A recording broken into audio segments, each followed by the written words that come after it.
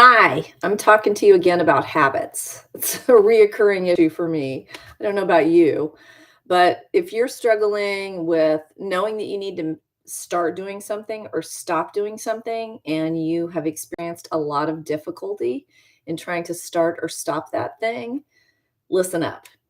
So, I love Bob Proctor, and he has this awesome book called Change Your Paradigm, Change Your Life. And I've listened to it multiple times. In fact, I've listened to chapter 4 of this book about 10 times, maybe 2 or 3 times a day in the last couple days, because that's the way you receive information. You can't think that you're gonna listen to me talk or somebody else or read something one time and it's gonna make a shift or make you shift. It's not. You need repetition. I say that all the time. I know. You probably get tired of me saying that.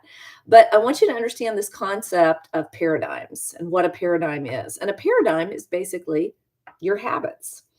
You can think of it kind of like if your thermostat is set on 70 degrees. Maybe somebody leaves a door open and that door brings cold air in, and you're thinking, why is there cold air here? The thermostat is set at 70 degrees. Well, it's because the door got left open and cold air is coming in. And eventually, that thermostat is going to keep running and running and running and running till it takes the house back up to 70. But what you really need to do first is shut the door and make a change.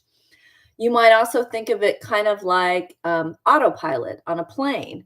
The pilot can get in and turn the plane on autopilot, and they're good. They could come back and sit and chat with the passengers if they wanted to.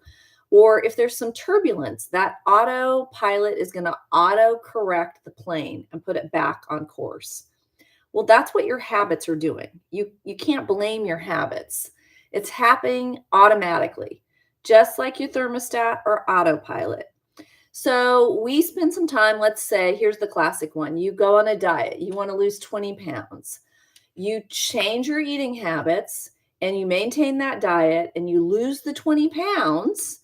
And now what happens? You immediately go back to your old habits from before, and eventually you gain the 20 pounds back, maybe some more.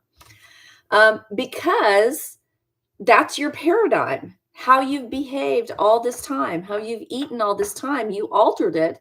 And your mind and body just see that like, oh, there's some turbulence here.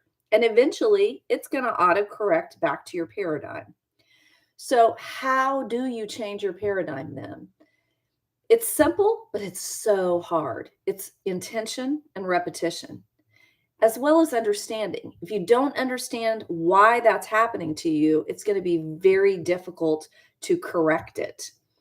Um, I love this quote by Price Pritchett. He says, rockets fail their way to the moon. It's a really good example of how we shift. Failure is a given. You're going to fail. You're going to have to create intention and do more reps to actually change the programming in your brain, to change the thermostat, to change the autopilot program so that it can keep you on course. Um, it's not final. You can make a course correction if you're aware of it. And it's not anything to do with self discipline or your education or your intelligence.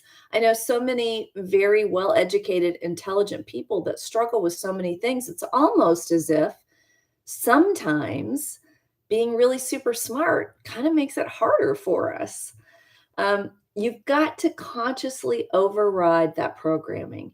And you do that by intention and repetition. If you want more information, feel free to reach out to me. I'll do a coaching consult with you for free your first time. There's no strings attached.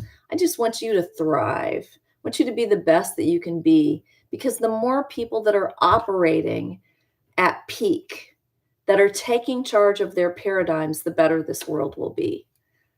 Reach out if you need me, Mia at miaaustin.com.